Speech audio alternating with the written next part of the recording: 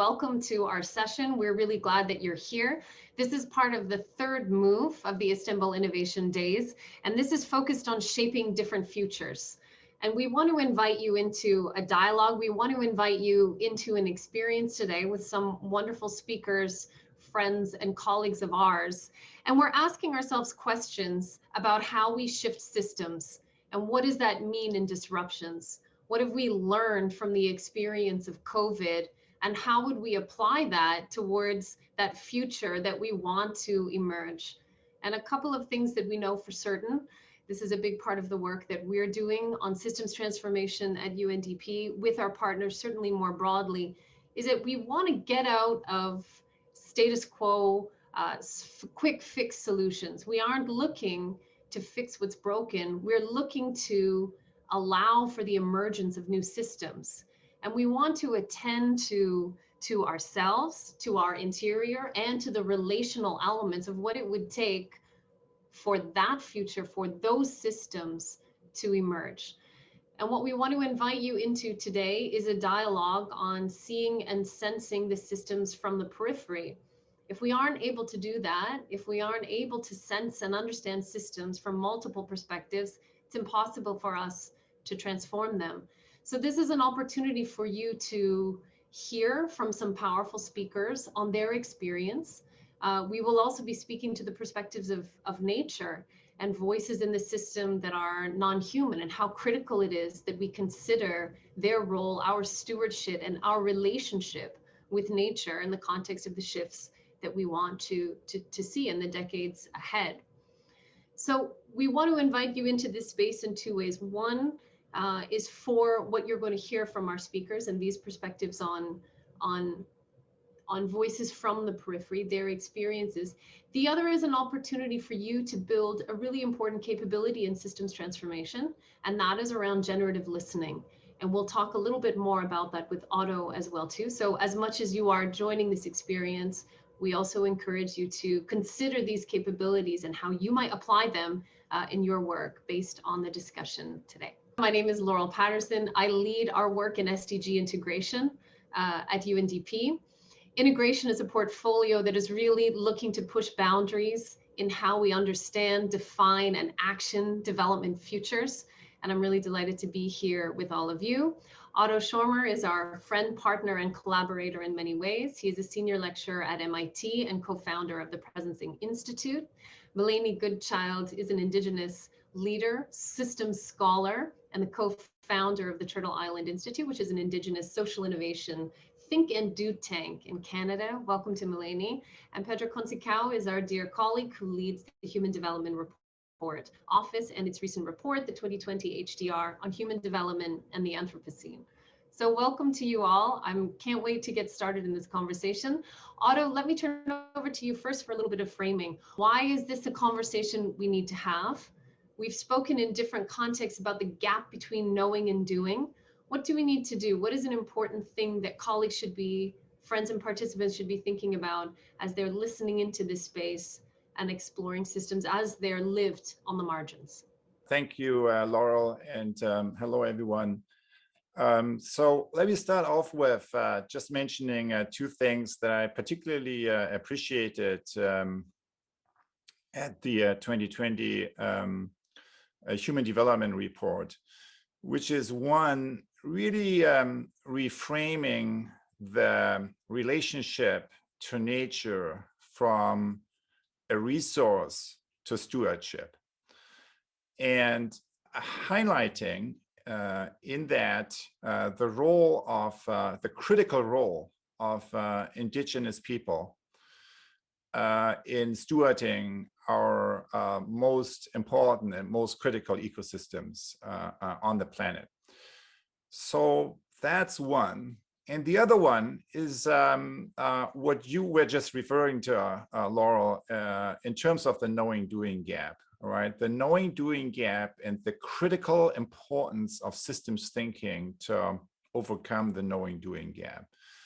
And so what is the current conditions in terms of the larger system? It is that we collectively create results that nobody wants. right? So we basically destroy our ecosystems. We destroy the planet. We create relationships that are not healthy, right? Inequality, all the things we are spelling out in much more detail in the SDGs. And then there is also, all the mental health issues and all the disconnects to our interior conditions, to our capacity to connect to our deeper sources of knowing. So in most systems today, we collectively create results that nobody wants. And if you contemplate the collective knowing-doing gap, right, which is on the level of the collective, a disconnect between the head and the hand. From the system's perspective, what you would suggest is that the only way to bridge that gap is to activate the knowing of the heart. And what I mean with that, from a systems perspective, is really system sensing. So I believe that state-of-the-art systems thinking really should include system sensing. And I will give you an example of that in a minute. But basically, if I only know what's broken with the world, right? If that's all I know, right? What's broken and what needed to happen, that's not good enough. I think in many change initiatives, I need to activate the sensing. I need to feel. I need to develop the capacity to sense into what the most marginalized members in our ecosystems, in our communities, how they experience the situation. And only if I can do that, I am an effective leader. I'm an effective ecosystem leadership leader. I'm effective in catalyzing the collective creativity that we need in order to realize any of the SDGs, really. So if we apply the systems view onto the SDGs, right? So it's really not very complicated. So we can say, in order to create the results that we want, basically, we take the SDGs as a shorthand for that, any of the SDGs, really.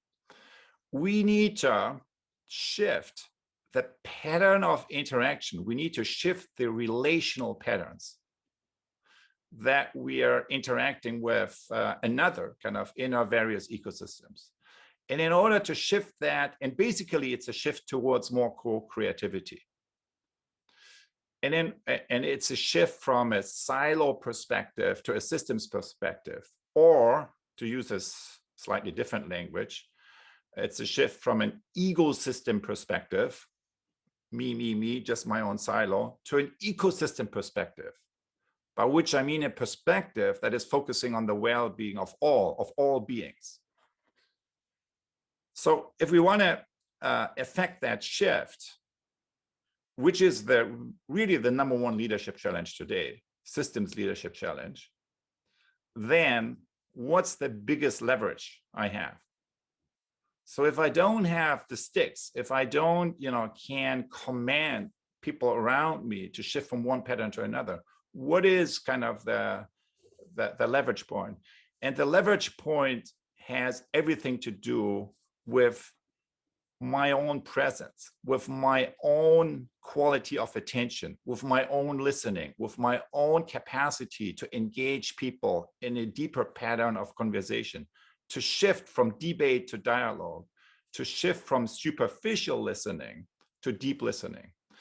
And before turning it over to you, Melanie, I just want to specify that distinction, kind of deep listening, a little bit more in detail, because it's at the foundation of all systems leadership is something very simple. It's listening, leading through listening. And that is not only an important leadership capacity, it is really at the foundation of any professional skill. If we are not good listeners, we can't develop mastery in just about anything. And when you look at the significant leadership failures, of which we see many these days, and you double click on these stories and try to understand, why did that happen? Why was that such a colossal leadership failure? At the root of almost any of them is a a lack of listening. It's leaders disconnecting with the reality they're engaging with, which really is a lack of listening. So here are 4 levels of listening that I am observed in working with leaders and change makers over many years. The first level is that we just reconfirm what we already know, right? So when you're, for example, in a meeting, right, and all you pick up is stuff that you expected to see, right? So when, what happens in the meeting is just reconfirming what you expected to see, then you're listening on level 1, right? It's not good or bad, but it's just kind of the first level. And if you and your system are in a moment of disruption, that's certainly not good enough. So listening 1 is basically reconfirming our existing knowledge and our existing biases, right? Conscious and unconscious. And as we all know, leadership has everything to do with going beyond our biases. That's kind of one of the primary functions. So listening to factual listening is really listening for what we don't know, tuning into what's surprising, tuning into what's unexpected. That's good. That's the foundation of all scientific activity. But for change leaders in social systems today, it's not good enough. We need to activate 2 more levels of listening. And the next deeper level is something that I call empathic listening, which is not only listening for new information, but listening by sensing and tuning into someone else's perspective. So empathic listening is really beginning to sense and see the situation through the eyes of another.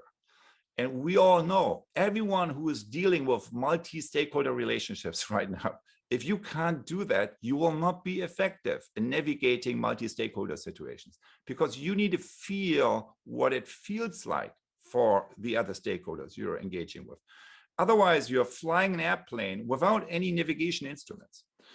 So that's kind of empathic listening. But then, and so far, I really said nothing new. So these distinctions really have been drawn many times. The only possible new thing is the 4th level of listening, which is a listening that is no longer a listening for this or listening for that, but it's a listening that is dropping into a deeper state of listening and being that allows new knowing and new possibilities to emerge. So it's a listening that's more like a holding a space for emerging future possibilities to begin to manifest. And that's, of course, when you work with great coaches, when you work with great leaders, that's what they do. So they connect to a deeper level of possibility that hasn't quite manifested yet, but if paid attention to, can help us to step into it. So that's a little bit the invitation of this session, that if we want to bridge the knowing-doing gap, we have to move from systems thinking to systems sensing. And one of the most practical way to do that is to deepen your level of listening from the first 2 levels that I described to the other 2, the deeper level, the empathic listening and the generative listening. And so that's the invitation in this session, that you practice your listening on those other 2 levels. Laurel, back to you. Otto, thank you so much. And let me introduce Melanie again to join us. So Melanie, welcome.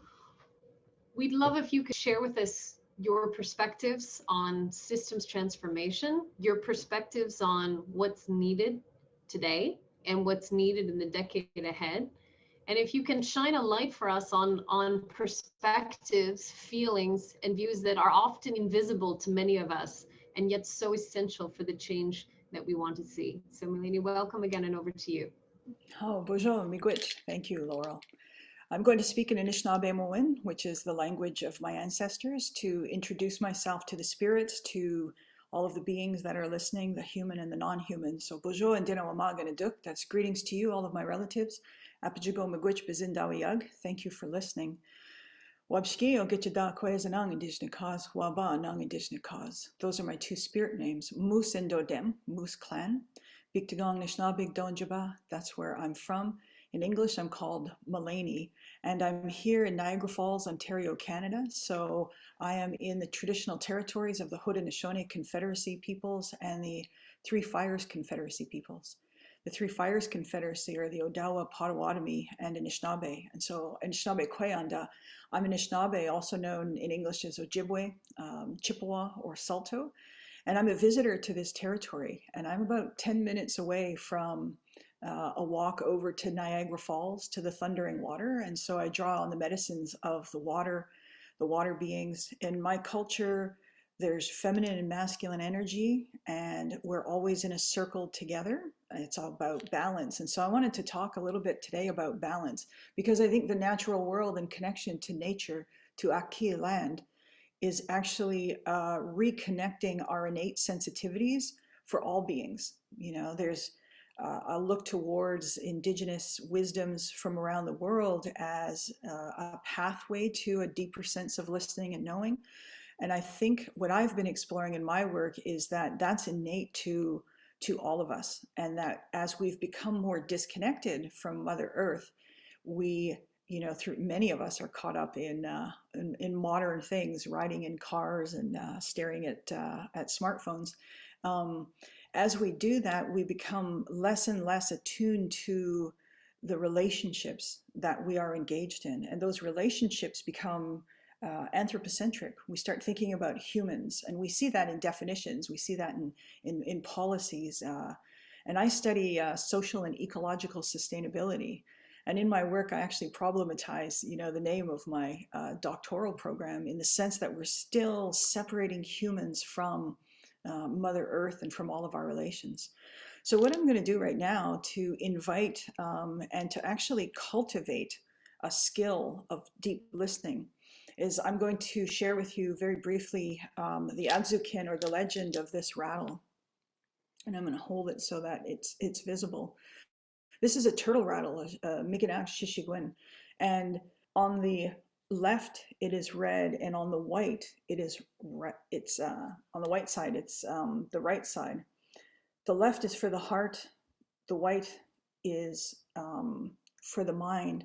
And this teaching is also of our natural calendar. And so on a turtle's back, there are 13 moons and 28 cycles. So our calendar is different when we follow we follow the calendar of the earth, of the lunar cycles.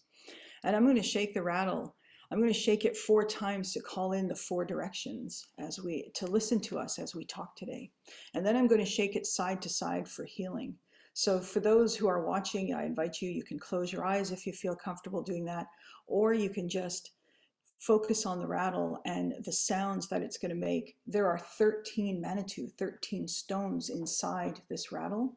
Those 13 stones represent those 13 moons, and they were collected from a sacred place of the thunder beings. And so this handle for this rattle was actually struck by lightning. It's a piece of wood that was struck by lightning. So there's many, many layers to something that looks as simple as a rattle. And I'm going to shake that now.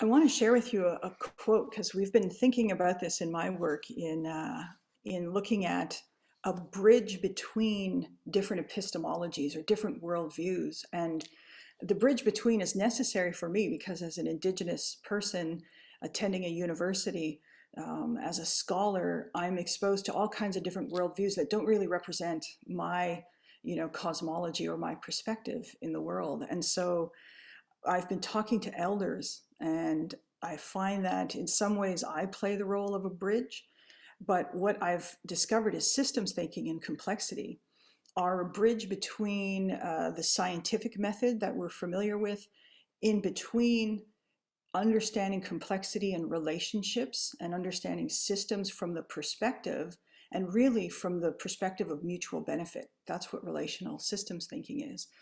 That's a bridge over to Anishinaabe, Gikendasawin, and Indamawin. So indigenous wisdoms are natural wisdoms. And I'm going to share with you a couple of quotes. And so the first quote is from an elder, and I'll tell you about him in a moment. Knowledge is innately tied to the land. It's right there. It's waiting for us to pay attention, to guide us through dreams, through visions, through practice. And maybe that's our greatest strength, is getting people reconnected to that source of knowledge, removing their blinders, unclouding their ears, giving themselves to it so there will no longer be an impediment to our viability as a nation, as Indigenous peoples. What does it take to empower the next generation of thinkers? When you can revisualize creation as a whole entity, a functioning entity beyond the sky world to below the turtle, when you revision it in 3 dimensions and Dolby stereo, it is then that you will innately understand your relationship and your place in that universe. And you won't need a textbook or somebody to explain it to you or what you need to be doing. You will simply embrace it. That's Rick Hill, Beaver Clan of the Tuscarora Nation of the Haudenosaunee of Grand River.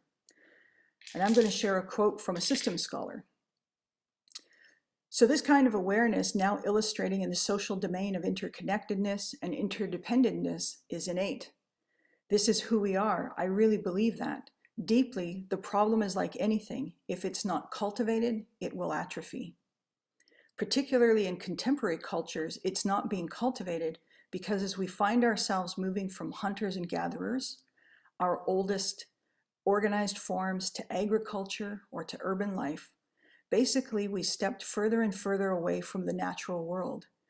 And in doing so, we stepped further and further away from the natural teacher of an interconnected dynamic systems perspective. And that's Peter Senge, senior lecturer, colleague of Otto and mine at MIT. Those 2 quotes are coming from different epistemologies and worldviews. And what I invite you to do is to sit in the space in between. We call it, Willie Ermine, a Cree scholar, called it ethical space. We call it sacred space. And the elders talk about that sacred space. And it's really about being separate, but equal and differentiated. And so we have a long history in academics, in big human created systems, of denigrating or marginalizing different knowledge systems that don't come from a perspective like the scientific perspective. And this relational systems thinking is an opportunity for a pathway to, thinking about the future in a way where we can think about the unintended consequences. And that's why I like complexity and systems thinking, because the unintended consequences of what might appear to be good decisions, from a moral perspective, we think, oh, this is a good plan. But then we see that there are unintended consequences.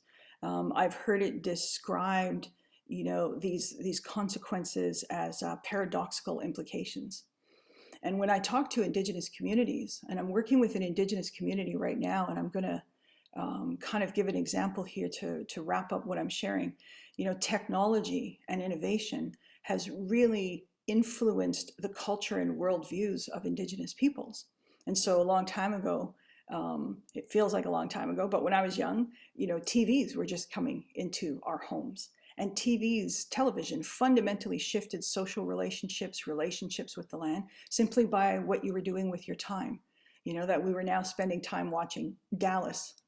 I'm dating myself. Who Shot JR? We were talking on the reservation about Who Shot JR, because that was what was coming into our television screens.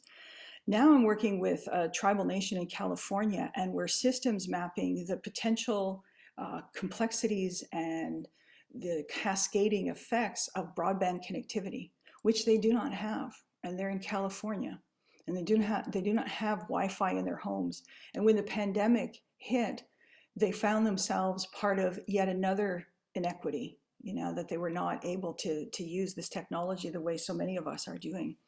And so I was reading an article recently, and I saw about the history of technology. And this is certainly not my area of expertise, but it typically follows an S-curve. And so there's a little bit of delay between the effects. But now technology is happening so quickly. So smartphones took 10 years, the web took 20 years, and AI has taken 5 years. And in that 5 years, we've created a new science. There's actually a new scientific discipline called machine behavior, created by researchers actually at MIT, designed to look at algorithms and humans and how those interact in the wild, is how they describe it. And those researchers talked about social scientists playing a big role in stepping in and starting to uncover the problems that are just around the corner. What's interesting to me is in privileging social scientists and academics, that's the blind spot. That's the blind spot of I find climate science, of other types of, the folks who are leading the moves or the movements to understand what those unintended consequences are, that there's a blind spot in their thinking, this anthropocentric bias. And so we're systems mapping with this nation in California through storytelling.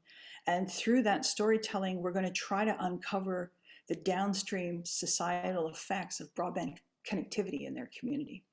And so I'll wrap up by suggesting that systems tools and that deep listening, if it has an anthropocentric bias, it is missing that connection to Mother Earth.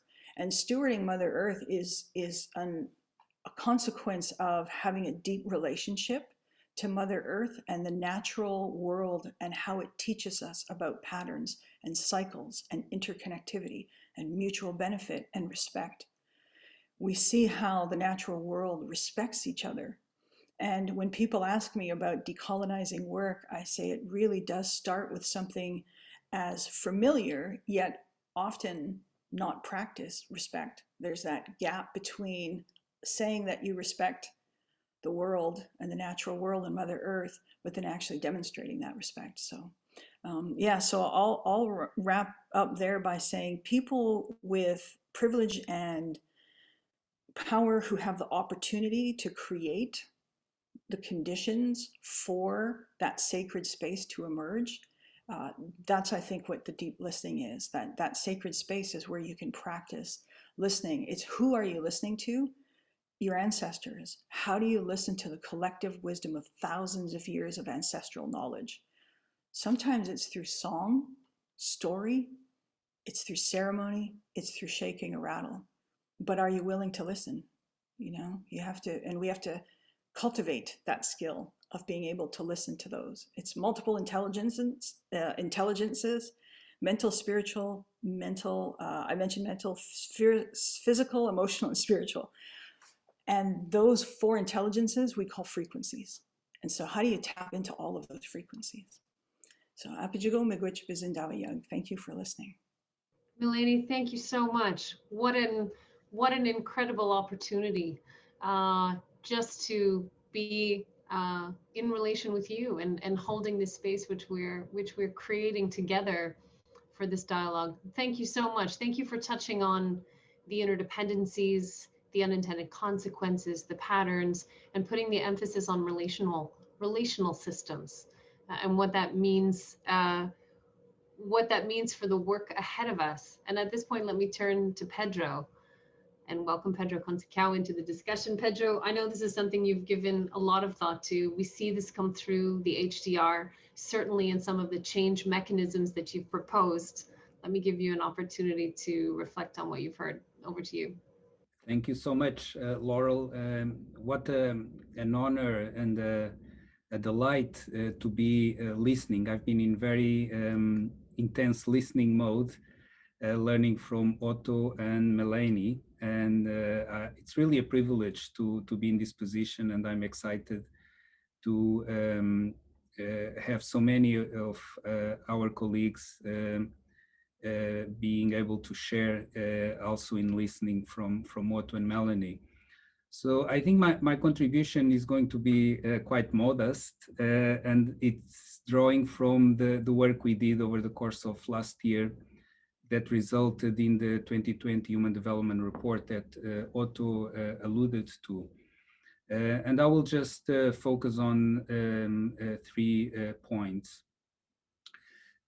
First, Laurel mentioned the title of the report. The title of the report is Human Development and the Anthropocene. So it's not human development in the Anthropocene.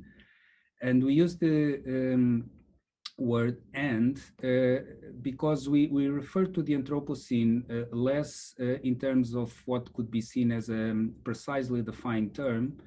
There's a debate still going on in the geological community on whether we're living through a new geological epoch, but really as an invitation to reflect upon and consider the fact that we have had a long-standing relationship with the environment, as we heard from Melanie, over thousands of years. But what seems to be happening now is that there is an unprecedented speed and scale in how human actions are changing not only our local environment, but actually entire planetary systems. So there is a process of planetary change as a result of our actions that appears to be taking place.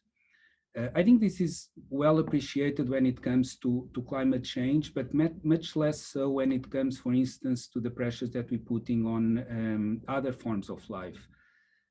Sometimes we refer to this as biodiversity loss. And I think that we fail to appreciate the extent to which we are looking at other beings to meet our needs. One of the striking statistics that we put in the report is the fact that today the weight, so if we were to weigh poultry that is raised for human consumption, that weight would be higher, 3 times higher actually, than all the wild birds that exist today around the world. Now, the way in which we're changing evolution, climate will unfold over hundreds of thousands of years, but implications for evolution will unfold over millions of years. So I think that this notion of the Anthropocene is implying a new set of reflections, ethical reflections, as Melanie emphasized, but they're actually creating a new set of risks to ourselves. For instance, we know that the frequency with which diseases are jumping from animals to humans, which have been a constant in our history, in the history of humanity, have increased in frequency in recent decades, and COVID-19 may be the last example of this new generation of risks. So this is to set the overarching stage and why we use this expression and concept of the Anthropocene in the report to frame our reflections. The second point is that this aspect is being, these risks are being superimposed in a world that is confronting a huge set of inequalities that are actually being exacerbated by these risks. And we know that this is the case when it comes to the impact of COVID-19 and of climate change. Inequalities are linked to vulnerabilities that already pre-existing, and this happens across countries. A lot of the discussion, for instance, when it comes to climate change, refers to inequalities across countries. But we emphasize in the report what's happening within countries. Melanie already gave an example, and we now have data, for instance, when it comes to COVID-19, that there is a difference in the loss of life expectancy, for instance, in the case of the United States. On average, life expectancy has decreased by 1 year, life expectancy at birth.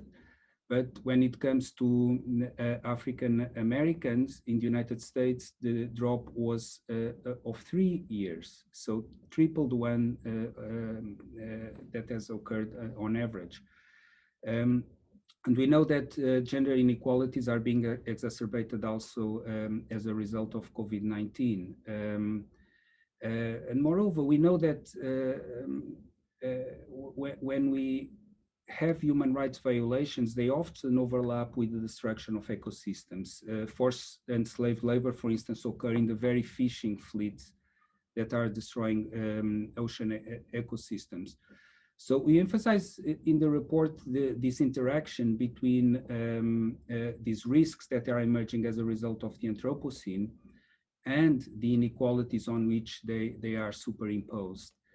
We emphasize also that when we think of biodiversity losses, sometimes it looks like it's only other beings that are being threatened, but actually we also know that there are cultural losses that go along with the disappearance, for instance, of languages, and this is affecting many indigenous peoples and local communities around the world.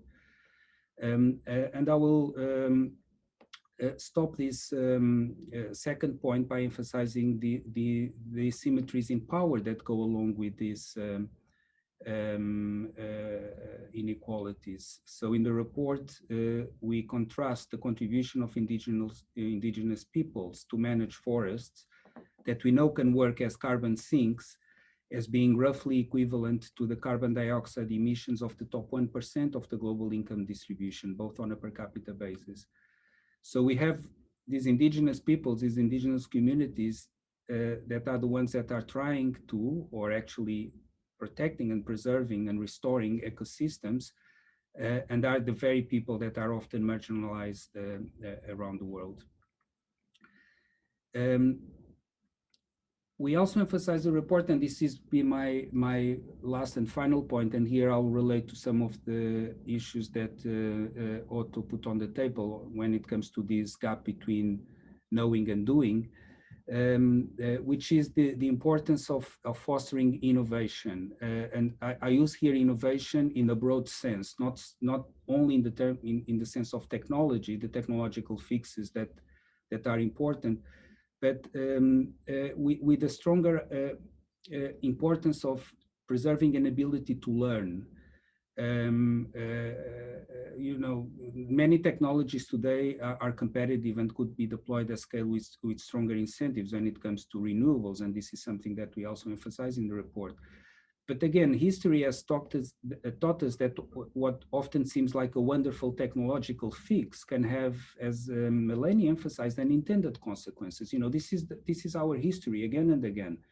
So the use of CFCs at the beginning of the 20th century was a miracle technology that enabled refrigeration that changed the food supply systems that created the world that we have today when it comes to the food systems, really. But we came to realize that CFCs were creating problems with the ozone layer. And in a way, the use of fossil fuels for energy is also a miracle technology that emerged at some point to surpass the constraints or limitations that we're confronting in agricultural societies, leading to the industrial societies that we have today.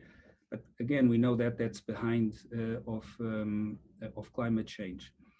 So investing in science here is crucial, but in the report, we emphasize also the relevance and the crucial importance and the need to engage with other ways of knowing, including those held by indigenous peoples, which is really crucial to enable us to navigate the Anthropocene. And I'll conclude with the relevance of these other ways of knowing, as we heard from Melanie, when it comes especially to this idea and notion of instilling a sense of stewardship of nature. In the report, with a framework that puts people as agents at the center, because in the notion of human development, sometimes we look only at human development as being about people's well-being, and that's certainly an important dimension. But human development is also about seeing in people as agents of change, as human agency. And often in the debates around environment and sustainability, this aspect of human agency is discounted. And so when we put people and human agency at the core, people make choices based on their motivations, on which I'll say a few more words in conclusion, but also on capacity. So capacity is the ability to act on those motivations, and depends in part on governance and the distribution of power across the actors that interact to reach and sustain agreements. And so that's where the asymmetries in power that I alluded to become so important. But when it comes to motivations, they are driven by external rewards and sanctions, so incentives matter, but also intrinsic reasons associated with individual beliefs and values about what it means to live well. And in the report, we document multiple instances on how indigenous philosophies and movements are expressing not so much other ways of doing things. So it's not about this othering, but really how a shared humanity, really. And these other ways of knowing place human nature relationships at the center, based on the interdependence between people and planet, and based on a reciprocal relationship and understanding between the two. So they are ultimately grounded in a profound respect for each other, people, and the natural world. So I'll conclude now with some thoughts on how to move forward. So in the report, we explore what we call mechanisms of change. So mechanisms to activate human agency to enable people to make different choices. So we look at incentives and regulation, including carbon prices, phasing out of fossil fuel subsidies. We look at nature-based human development, which is the concept that sees in the restoration of ecosystems also opportunities to advance human development, but also social norms. So I'll conclude with a final observation on social norms, in part because incentives, regulations, and human-based development are much more part of the conversation than social norms have been. I think this is in part because much policy analysis is premised on the idea that each person is an island making rational calculations on how to behave. But we know that humans are actually an ultra-social species, and the key predictor of people's behavior is what others around them do. And social norms are actually a bridge between the knowing and acting gap that Otto alluded to. Often what drives what people do with what others around them decide to do. And so we emphasize the importance of harnessing social choices or social norms to enable people to make different choices individually and collectively to help us to navigate our way through the Anthropocene. Thank you. Thank you so much, Pedro. And for those in the room who haven't had the opportunity to read the 2020 HDR, please do. I think there's a fantastic set of ideas and points of activation that you can begin to lead with in all the contexts in which you're operating. One of the things that have come up from all three of you, and I want to give each of you a sort of 1 minute point of reflection as we're coming towards the close, is this notion of bridges. Otto and Pedro, you've talked both about bridges in terms of bridging the knowing doing gap. Melanie, you have talked about yourself literally as a bridge, and particularly in this context of connecting knowledges and relational systems. So for a group that's listening today, that's really had the opportunity to reflect on this in their own context, if you could say 1 or 2 words, where do you see the opportunity? What do you encourage people to lean into? What is your advice and insight that you think can help build that collective towards the actions that we want to take? So let me start with Melanie, then Otto and Pedro, I give you last word. Melanie, over to you. Thank you, Miigwech. Yeah, I think the one thing that comes to mind when I think about bridging is there's a scholar who talks about hospitality. And so often when we are bringing together new knowledge systems, especially when you're first introducing them to others who are trained in a different way, potentially in academics, or just have a different worldview, that somehow is a threat. There's a scarcity mindset that somehow what they believe and value is no longer worthy. And that's not what relational systems thinking is. It's based on respect and mutual benefit. And so that sacred space in between that I talked about is actually also a concept potentially of hospitality, so that I can understand that there is a different worldview, that I may hold a different worldview or perspective. That space in between is a foundation of respect and understanding, so that we're not in the polarizing kind of situation, particularly where there are power dynamics in which one defines for the other how that conversation is going to go. And so the practice of deep hospitality is actually, I think, about releasing some of that fear and just listening without judgment. And then together there's a co-creation process, I think, that's really important. And it's about balance. It's ultimately about balance. I mean, when I was sharing the teaching of the rattle with the heart and mind, it's not that the heart or mind is more important. It's about the balance of those two ways of looking at the world and appreciating and sensing the world through your heart and your mind. And so it's even hospitality within yourself to understand that your heart is a gift and your mind is a gift too, and that you can access both of them. And it's important, the elders say, to access both and to practice that sense of balance even within yourself. Melanie, thank you. Autumn. Well, for me, the key insight is that when we talk about systems change, that the key leverage point is not outside of myself, it's within. And I learned that when listening to change makers, and following them, interviewing them, and understanding how they operate. And one of them, the late CEO of Hanover Insurance, Bill O'Brien, summarized his experience with this sentence.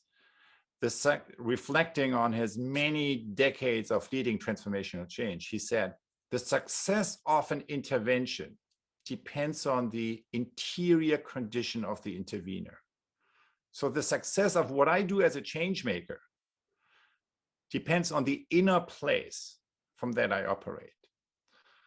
So that in a nutshell is the essence of awareness-based systems thinking. So it's not, Descartes, as we learn in school, I think, therefore I am. But it can be summarized with, I pay attention this way, therefore it emerges that way. In other words, the quality of my paying attention, of my listening, is shaping, co-shaping the pathway, how reality unfolds. That's, I think, where the leverage point is. And Melanie, you talked about the anthropocentric bias, and Pedro, you talked about the Anthropocene that we are living in. So I would say, bringing these two concepts together, for me, how I heard, what I heard you describing is, both of you describing, is that the Anthropocene, being a change maker in the Anthropocene, as we all are, the Anthropocene requires us to overcome our anthropocentric bias. Because if we don't, so we have poultry 3 times as much as wild bird, and so on and so forth. So, and to do that, to overcome our anthropocentric bias, it means to shift from an ego to an eco perspective. And the practice field is any of our relationships, anytime. Fantastic. Thank you, Otto. Pedro. Well, I really like what both Melanie and Otto said. I like this notion of hospitality, Melanie, and I'm going to use it. But in a way, what both Melanie and Otto said goes back to the point we emphasize in the report, and I tried to make earlier, that's ultimately about us, and that the means to change sometimes are not out there in what governments can do. I mean, it's important. I want to minimize the role of governments and policies. But the changes that are to be made are so profound that we really need this hospitality space and this active listening that Otto speaks about to fundamentally change what is the meaning of a good life. What I think is important also to emphasize is to acknowledge that we don't know the destination.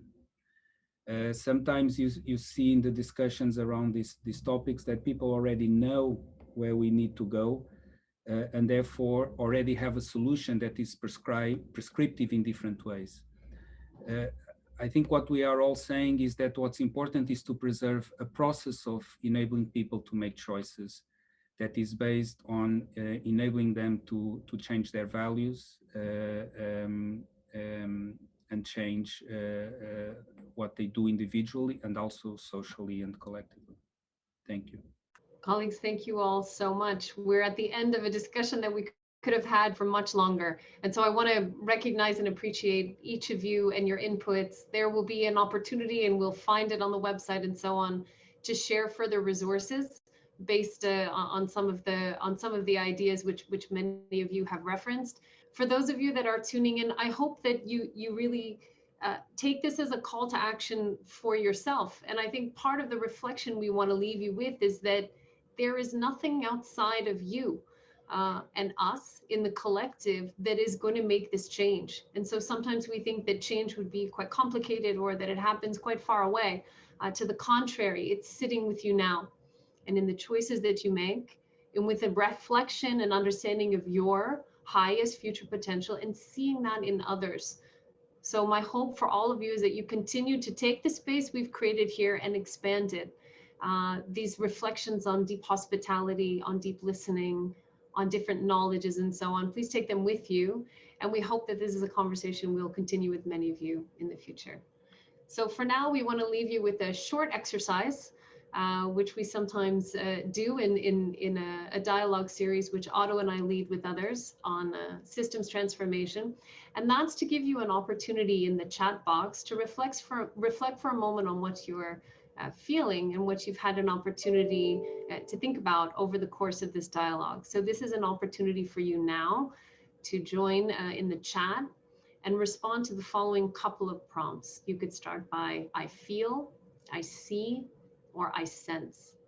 And as you do this, you'll start to see the reflections of other colleagues around you. And this is one of the ways that we hope we can build a community, build a movement, and a direction towards the multiple futures. And as Pedro has said, the choices and the options that we want people to see as entirely possible and within our hands to create and co-create today and in the decade ahead. Thank you all so much, Mileni, Pedro, Otto. More to come.